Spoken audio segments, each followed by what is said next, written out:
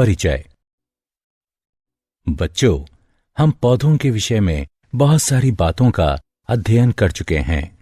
चलो अब हम उच्च पादपों में प्रकाश संश्लेषण के विषय में जानते हैं। प्रकाश संश्लेषण प्रकाश ऊर्जा को रासायनिक ऊर्जा में परिवर्तित करने की एक प्रक्रिया है। इस प्रक्रिया में ग्लूकोज का निर्माण होता है, जो कि पौधों द्वारा अनेक गतिविधियों में प्रयोग किया जाता है। प्रकाश संश्लेषण हरित लवक में होता है। ये हरित लवक पर्णहरिम होता है, जो कि हरे रंग का एक वर्णक है तथा प्रकाश संश्लेषण में भाग लेता है। केल्विन चक्र तथा C4 चक्र दो चक्र हैं जो कि प्रकाश संश्लेषण की प्रक्रिया में भाग लेते हैं। प्रकाश संश्लेषण की दर प्रकाश की उपलब्धता तथा कार्बन डाइऑक्साइड की सांद्रता इत्यादि से प्रभावित होती है। अतः इस मॉड्यूल के अंतर्गत हम उच्च पादपों में प्रकाश संश्लेषण का अध्ययन करेंगे।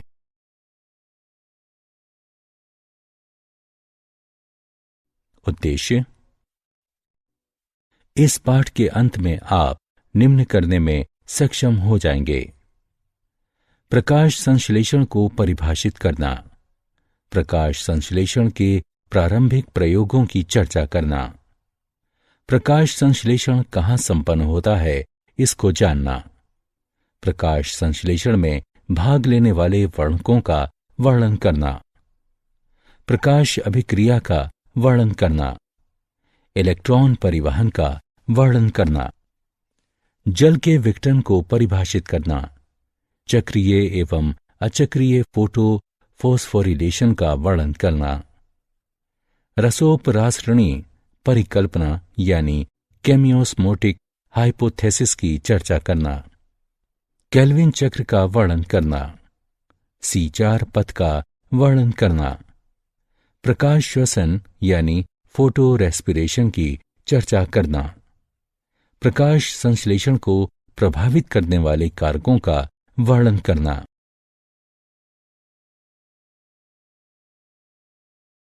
हम क्या जानते हैं? प्रकाश संश्लेषण को इस प्रकार से परिभाषित किया जा सकता है कि ये कार्बन डाइऑक्साइड तथा जल, जो कि क्रमशः वायु तथा मृदा से लिए जाते हैं, एवं प्रकाश की उपस्थिति में पौधों के हरे भागों द्वारा कार्बोहाइड्रेट्स के संश्लेषण की एक विधि है। चलो अब स्टार्च के लिए एक पत्ती का परीक्षण करते हैं। पौधे से एक हरी पत्ती को तोड़ लें। अब चिमटी की सहायता से पत्ती को उबलते जल में डालें। उसे 2 मिनट तक उबलने दें। इसके बाद उबली हुई पत्ती को गर्भ परीक्षण नलिका, जिसमें 90% एथेनॉल हो, इसमें डाल दें। अब गर्भ परीक्षण नलिका को गर्म जल में तब तक पड़े रहने दें जब तक कि पत्ती रंगहीन नहीं हो जाती है। अब पत्ती को निकालकर ठंडे जल से धो लें। अब पत्ती को एक सफेद सतह पर फैला लें। पत्ती पर आयोडीन के विलयन की कुछ बूंदें डालें। ऐसा करने पर पत्ती गहरे नीले रंग में परिवर्तित हो जाएगी, जो स्टार्च की उपस्थिति को दर्शाती है तथा यह सिद्ध करती है कि इनमें प्रकाश संश्लेषण पाया जाता है।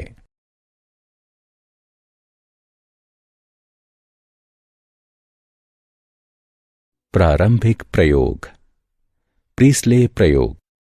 सबसे पहले उन्होंने एक जलती हुई मोमबत्ती को बंद बेल जार में रखा तथा देखा कि वो मोमबत्ती जल्दी ही बुझ गई। इसके बाद उन्होंने एक चूहे को बेल जार में रखा तथा देखा कि चूहे का भी जल्दी ही दम घुटने लगा। इन अवलोकनों के आधार पर उन्होंने ये निष्कर्ष निकाला कि चाहे जलती मोमबत्ती हो अथवा कोई प्राणी जो वायु में सांस लेते हैं, वे हवा को क्षति पहुंचाते हैं। जब उसने उसी बेल जार में एक पुदीने का पौधा रखा तो उसने पाया कि चूहा जीवित रहा और मोमबत्ती भी सतत जलती रही। इन अवलोकनों के आधार पर उन्होंने ये निष्कर्ष निकाला कि पौधा वायु को पुनः स्थापित करता है, जिसकी मोमबत्ती तथा चूहे द्वारा क्षति की गई थी।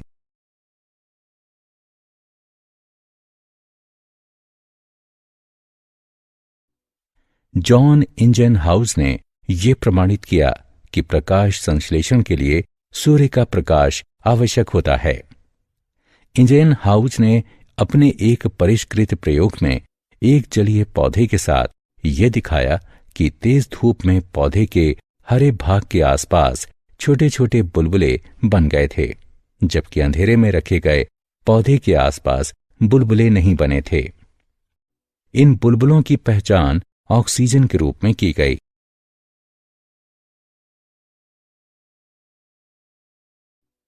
जूलियस वोन सेचस प्रयोग। उसने बताया कि पौधे के हरे भाग में ग्लूकोज बनता है और ग्लूकोज प्रायः स्टार्च के रूप में संचित होता है। T.W. एंजिलमैन प्रयोग। उसने प्रिज्म की सहायता से प्रकाश को स्पेक्ट्रमी घटकों में अलग किया और फिर एक हरे शैवाल क्लेडोफोरा को प्रदीप्त किया गया। बैक्टीरिया प्रमुखतः लाल और नीले प्रकाश क्षेत्रों में एकत्र हो गए थे। कॉर्नेलियस वैन नील ने बताया कि प्रकाश संश्लेषण एक प्रकाश आधारित प्रतिक्रिया है। प्रकाश संश्लेषण एक रासायनिक प्रतिक्रिया है।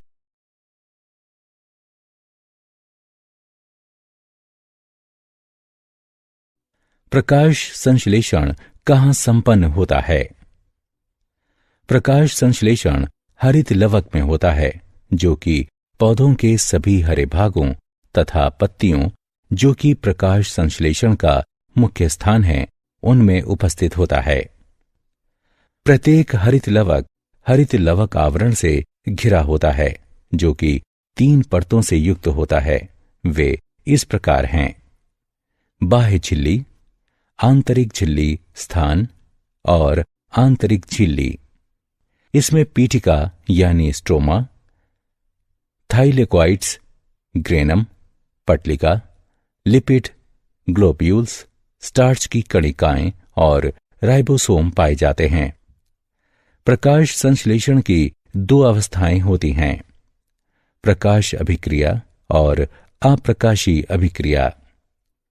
हरित लवक प्रकाश संश्लेषण की दोनों अवस्थाओं में सम्मिलित होता है। प्रकाश अभिक्रिया में झिल्ली तंत्र प्रकाश ऊर्जा को ग्रहण करता है तथा एटीपी एवं NADPH का संश्लेषण करता है। अप्रकाशीय अभिक्रिया में शर्करा का संश्लेषण होता है। ये अभिक्रिया प्रकाश पर प्रत्यक्ष रूप से निर्भर नहीं होती, लेकिन प्रकाश अभिक्रिया के परिणाम पर निर्भर होती है।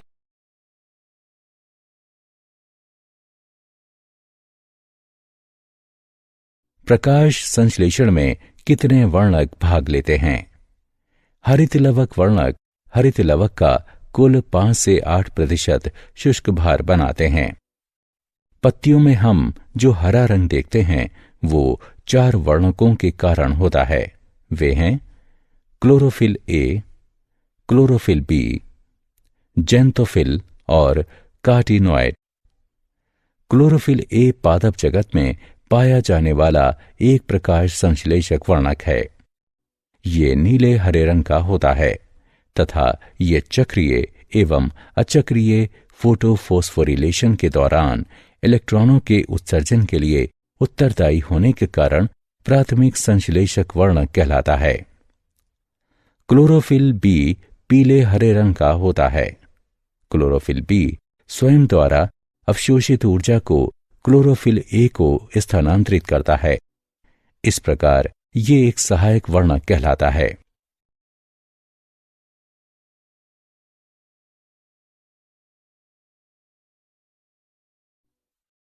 कार्टिनॉइड तथा जेंथोफिल। कार्टिनॉइड लाल पीले तथा नारंगी रंग के लिपिड यौगिक होते हैं। ये प्रकाश ऊर्जा को अवशोषित करते हैं तथा प्रकाश संश्लेषण में उपयोग के लिए इस ऊर्जा को क्लोरोफिल ए में स्थानांतरित कर देते हैं।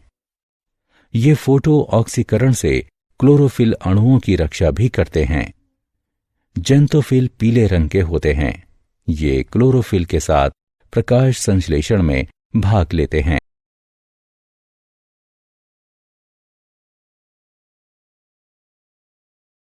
प्रकाश अभिक्रिया क्या है? प्रकाश अभिक्रिया में सौर ऊर्जा क्लोरोफिल द्वारा अवशोषित की जाती है तथा अभिक्रियाओं की एक श्रृंखला में एटीपी और NADPH का निर्माण होता है। इस प्रक्रिया में जल का विघटन होता है तथा उपोत्पाद के रूप में ऑक्सीजन का निष्कासन होता है। प्रकाश अवशोषित वर्णक थाइलेकोइड झिल्लियों में स्थित होते हैं। क्लोरोफिल P680 तथा P700 इन झिल्लियों में उपस्थित होते हैं।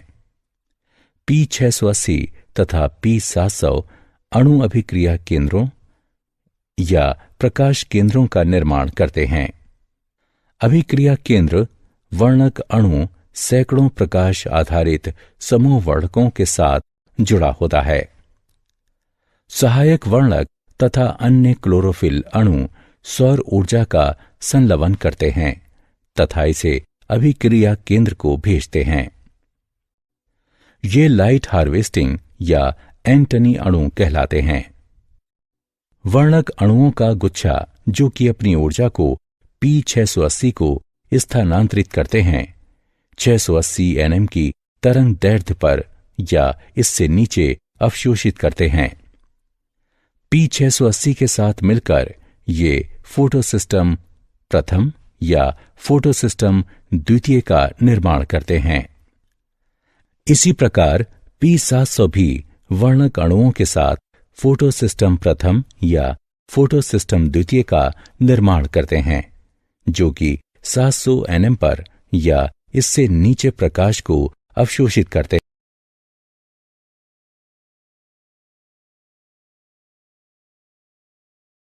इलेक्ट्रॉन परिवहन। दोनों फोटोसिस्टम इसमें भाग लेते हैं तथा P680 या PS2 द्वारा निष्कासित इलेक्ट्रॉन वापस नहीं आता है, किंतु PS1 की सहायता से ये NADP+ से गुजरता है। PS1 का अभिक्रिया केंद्र के इलेक्ट्रॉन भी लाल प्रकाश की 700 nm तरंग दैर्ध्य को अवशोषित करके उत्तेजित होता है और ये अन्य ग्राही अणु में जिसका अपचयोपचय यानी रिडॉक्स विभव अधिक हो स्थानांतरित होता है। ये इलेक्ट्रॉन्स पुनः अधोगामी गति करते हैं, परंतु इस बार वे ऊर्जा से प्रचुर NADP अणु की ओर जाते हैं। ये इलेक्ट्रॉन्स NADP को अपचयित कर NADPH+ और H+ को बनाते हैं। इलेक्ट्रॉन के स्थानांतरण की ये सारी योजना PS2 से शुरू होकर शिखरो परिग्राही की ओर इलेक्ट्रॉन परिवहन श्रृंखला से होते हुए PS1 तक इलेक्ट्रॉन की उत्तेजना, अन्य ग्राही में स्थानांतरण और अंत में अधोगामी होकर NADP+ को अपचयित कर NADPH+ H+ के बनने तक होती है। ये सारी योजना Z के आकार की होती है, इसलिए इसे Z स्कीम कहते हैं।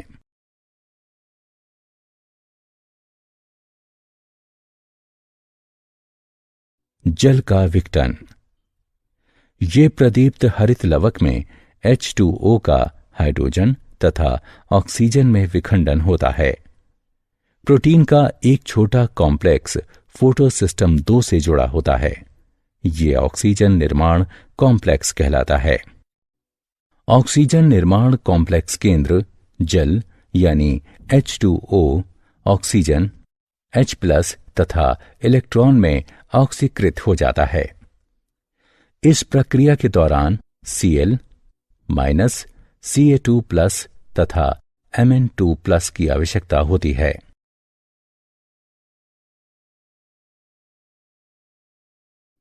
चक्रीय एवं अचक्रीय फोटो फोस्फोरिलेशन। चक्रीय फोटो फोस्फोरिलेशन। जब फोटोन फोटोसिस्टम एक को सक्रिय करते हैं तब इलेक्ट्रॉनों का एक जोड़ा उच्च ऊर्जा स्तर तक पहुंच जाता है। ये प्राथमिक ग्राही द्वारा ग्रहण किए जाते हैं जो कि इलेक्ट्रॉन परिवहन तंत्र से होकर गुजरते हैं तथा अंततः क्लोरोफिल P700 यानी PSI में वापस लौट आते हैं। प्रोटॉन प्रवणता एटीपी के संश्लेषण को सक्रिय बनाता है। यह प्रक्रिया चक्रीय होती है, अतः यह चक्रीय फोटोफोस्फोरिलेशन कहलाती है। अचक्रीय फोटोफोस्फोरिलेशन यह हरे पौधों में पाया जाता है तथा इसमें PS प्रथम तथा PS द्वितीय फोटोसिस्टम दोनों ही सम्मिलित होते हैं। इस अवस्था में दोनों फोटोसिस्टम प्रदीप्त होते हैं तथा NADP+ से P680 तक इलेक्ट्रॉनों का नियत प्रवाह होता है।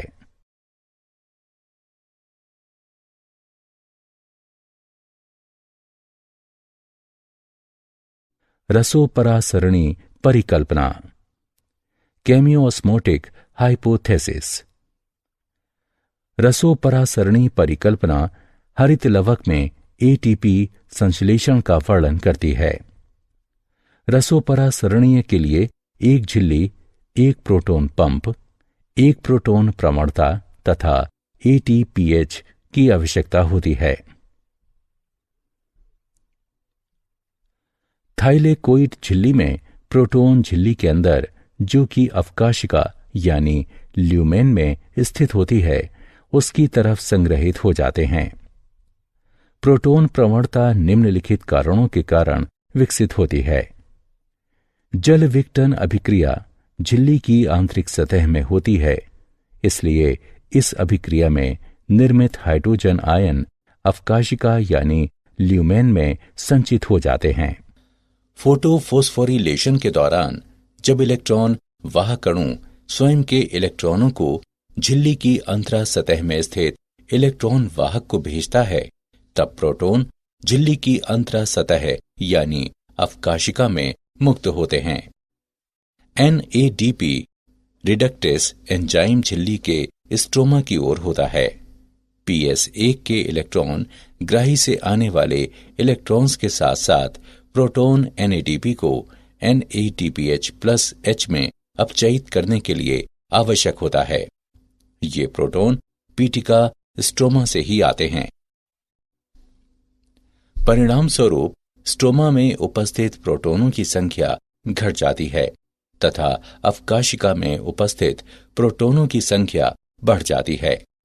इसलिए थाइलेकोइड झिल्ली के आर पार एक प्रोटॉन प्रवणता स्थापित हो जाती है। प्रोटॉन प्रवणता के टूटने पर ऊर्जा मुक्त होती है। ये प्रवणता इसलिए भंग होती है क्योंकि H+ झिल्लिका में मौजूद ATPH के पारगमन वाहिका F0 के माध्यम से पीटिका यानी स्ट्रोमा में गतिशील होता है। ATPH इस एंजाइम के दो भाग हैं, F0 और F1। ATPH के कण F1 में संरूपण परिवर्तन आता है जिससे कि एंजाइम ऊर्जा से प्रचुर ATP अणुओं का संश्लेषण कर सकता है।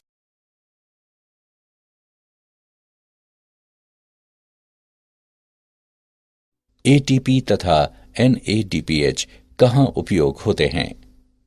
ATP तथा NADPH प्रकाशीय अभिक्रिया में निर्मित होते हैं तथा ये भोजन के संश्लेषण की प्रक्रिया को संचालित करते हैं। ये प्रकाश संश्लेषण का जैव संश्लेषण चरण कहलाता है। मेल्विन केल्विन ने पता लगाया कि कार्बन डाइऑक्साइड के फिक्सेशन का पहला उत्पाद एक 3 कार्बन वाला कार्बनिक अम्ल था। इस पहले उत्पाद का नाम 3 फॉस्फोग्लिसरिक अम्ल या PJ है। कुछ पौधों में कार्बन डाइऑक्साइड के फिक्सेशन के पश्चात प्रथम उत्पाद के रूप में एक अम्ल ऑक्सैलोएसिटिक अम्ल अथवा OAA पाया जाता है। CO2 के प्राथमिक ग्राही अणु एक 5 कार्बन वाला कीटो शुगर यानी शर्करा था। ये रिब्यूलोज 1 से 5 बिसफोस्फेट यानी RUBP था।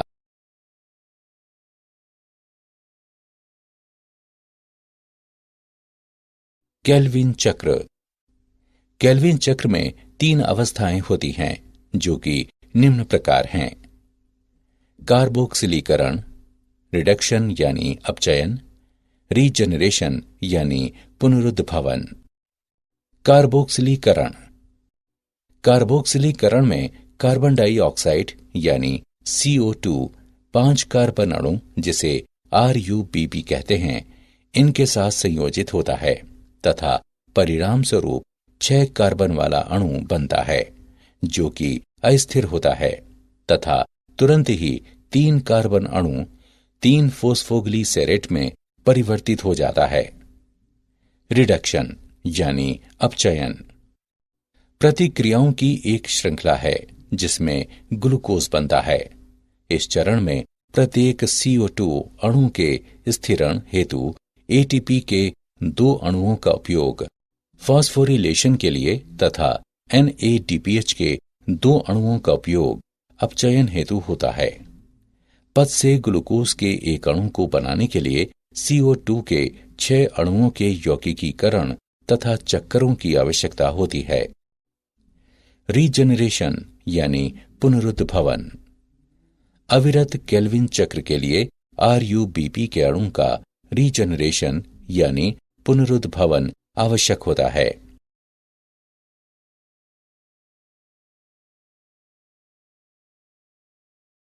C4 पथ। पौधे जो कि शुष्क उष्ण कटिबंधीय क्षेत्र में पाए जाते हैं उनमें C4 पथ होता है। C4 पौधे C3 पौधों की तुलना में दिन का ताप, तेज धूप, सूखा तथा नाइट्रोजन की कमी आदि स्थितियों में बेहतर अनुकूलित होते हैं। C4 पौधों की विशेष प्रकार की शारीरिकी होती है जिसे क्रेंजी शारीरिकी कहते हैं। C4 पौधों के संवहन बंडल यानी पोलाच्छद यानी बंडल शीत कोशिकाओं द्वारा चारों ओर से घिरे होते हैं। मक्का, गन्ना, अमृत, ज्वार आदि C4 पौधों के उदाहरण।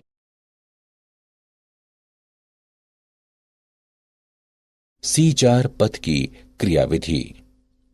मध्योतक कोशिका के कोशिका द्रव्य में फोस्फोइनोल पाइरुवेट कार्बोक्सिलेज की क्रिया द्वारा कार्बन डाइऑक्साइड का प्राथमिक ग्राही अणु फोस्फोइनोल पाइरुवेट है। ये 4 कार्बन वाला यौगिक ऑक्सेलो एसीटेट का निर्माण करता है तथा ये एक अन्य 4 कार्बन वाले यौगिक जिसे मैलेट कहते हैं उसमें परिवर्तित हो जाता है तथा NADPH का निर्माण करता है। अब मैलेट यानी पोलाच्छद बंडल शीत कोशिकाओं को स्थानांतरित हो जाता है। 4 कार्बन वाला मैलेट विकार्बनीकृत होकर कार्बन डाइऑक्साइड, एक 3 कार्बन वाला यौगिक पाइरुवेट तथा NADPH का निर्माण करता है। कार्बन डाइऑक्साइड राइब्लोज बिसफॉस्फेट के साथ जुड़कर केल्विन चक्र में सम्मिलित हो जाती है। उत्पन्न हुई पाइरुवेट मध्योतक कोशिकाओं में पुनः प्रवेश करता है जहां पर ये ATP से प्रतिक्रिया करता है तथा फॉस्फोइनोल पाइरुवेट में बदलकर पुनः C4 चक्र को प्रारंभ करता है।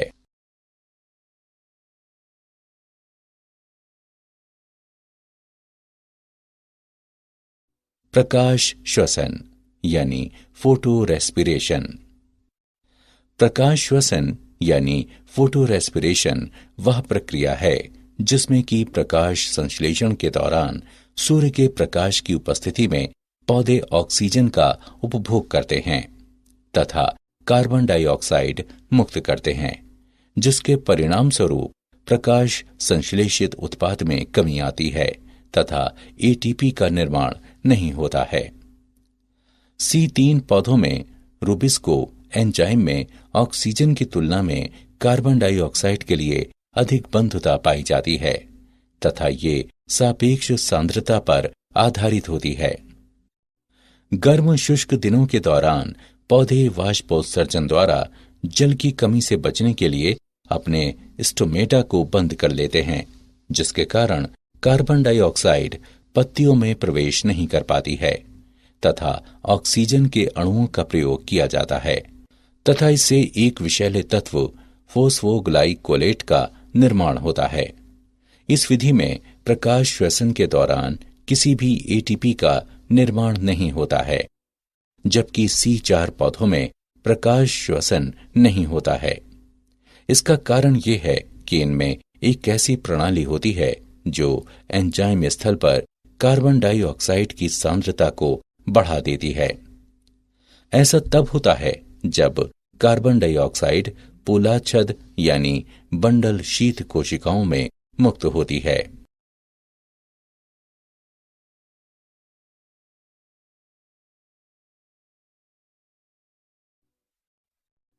प्रकाश संश्लेषण को प्रभावित करने वाले कारक। ब्लैकमैन का लॉ ऑफ लिमिटिंग फैक्टर्स दर्शाता है कि प्रकाश संश्लेषण की दर लिमिटिंग फैक्टर्स द्वारा प्रभावित होती है। उदाहरण, प्रकाश या कार्बन डाइऑक्साइड। प्रकाश प्रकाश की कम तीव्रता प्रकाश की तीव्रता में वृद्धि होने पर प्रकाश आधारीय अभिक्रिया की दर बढ़ जाती है तथा इसके परिणाम स्वरूप प्रकाश संश्लेषण की दर में वृद्धि हो जाती है।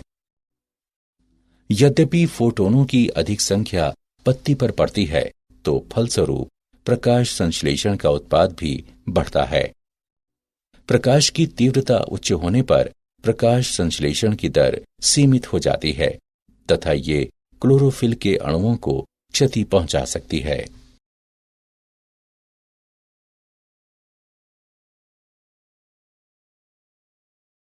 कार्बन डाइऑक्साइड की सांद्रता। जब कार्बन डाइऑक्साइड की सांद्रता बढ़ जाती है तो अप्रकाशीय अभिक्रिया में कार्बन के कार्बोहाइड्रेट में परिवर्तन की दर भी बढ़ जाती है तथा इस प्रकार प्रकाश संश्लेषण की दर तब तक बढ़ती रहती है जब तक कि अन्य कारक द्वारा ये सीमित नहीं की जाती है। वायुमंडल में कार्बन डाइऑक्साइड की सांद्रता बहुत कम होती है। बढ़ती हुई सांद्रता भी प्रकाश संश्लेषण की दर को बढ़ाती है, लेकिन ये तब स्थापित हो जाती है जब स्थिरीकरण की दर अधिकतम पहुंच जाती है।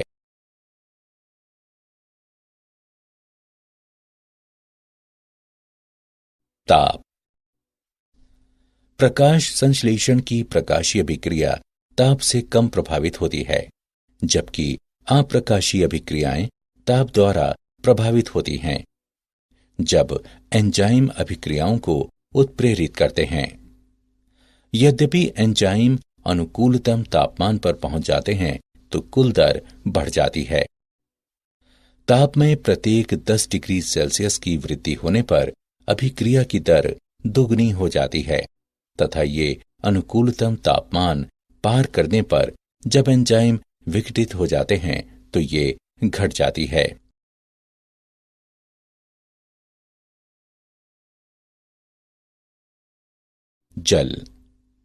जल प्रकाश संश्लेषण का अभिकारक है। एक पौधा अपने पूर्ण अवशोषण में केवल 1% से भी कम जल का प्रयोग करता है तथा शेष जल का वाष्पोत्सर्जन हो जाता है। जल की कमी के कारण स्टोमेटा बंद हो जाते हैं तथा इसके कारण कार्बन डाइऑक्साइड की उपयोगिता कम हो जाती है।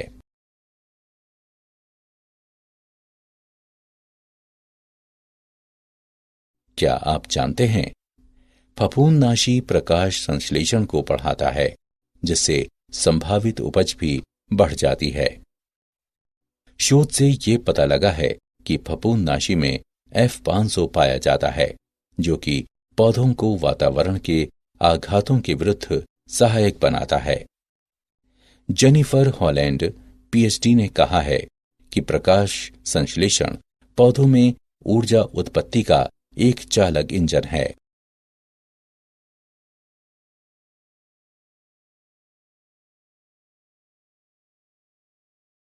सारांश। आइए हमने जो कुछ सीखा है उसे संक्षेप में दोहराएं। प्रकाश संश्लेषण कार्बन डाइऑक्साइड तथा जल, जो कि क्रमशः वायु तथा मृदा से लिए जाते हैं, एवं प्रकाश की उपस्थिति में पौधों के हरे भागों द्वारा कार्बोहाइड्रेट्स के संश्लेषण की एक विधि है। प्रकाश संश्लेषण हरित लवक में पाया जाता है, जो कि पौधों के सभी हरे भागों में उपस्थित होता है। पत्ती में हम जो रंग देखते हैं वो chlorophyll A, chlorophyll B, xanthophyll तथा कार्टिनॉइड के कारण होता है। प्रकाश अभिक्रिया में सौर ऊर्जा क्लोरोफिल द्वारा अवशोषित की जाती है तथा अभिक्रियाओं की एक श्रृंखला में एटीपी और NADPH का निर्माण होता है। इस प्रक्रिया में जल का विघटन होता है तथा उपोत्पाद के रूप में ऑक्सीजन का निष्कासन होता है। इलेक्ट्रॉन P680 या PS2 द्वारा निकाले जाते हैं तथा PS1 की सहायता से ये NADP+ से गुजरते हैं। यह प्रक्रिया अचक्रीय फोटोफोस्फोरिलेशन कहलाती है।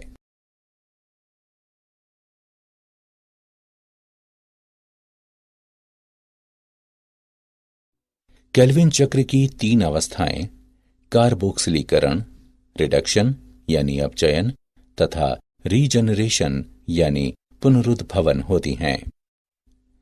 C4 पौधों की विशेष प्रकार की शारीरिकी होती है, जिसे क्रेंजी शारीरिकी कहते हैं तथा कार्बन डाइऑक्साइड का प्राथमिक ग्राही अणु फोस्फोइनोल पाइरुवेट है। प्रकाश श्वसन यानी फोटो रेस्पिरेशन वह प्रक्रिया है जिसमें प्रकाश संश्लेषण के दौरान सूर्य के प्रकाश की उपस्थिति में पौधे ऑक्सीजन का उपभोग करते हैं तथा कार्बन डाइऑक्साइड मुक्त करते हैं, जिसके परिणाम स्वरूप प्रकाश संश्लेषित उत्पाद में कमी आती है तथा ATP का निर्माण नहीं होता है। प्रकाश कार्बन डाइऑक्साइड की सांद्रता, ताप तथा जल प्रकाश संश्लेषण को प्रभावित करने वाले कारक हैं।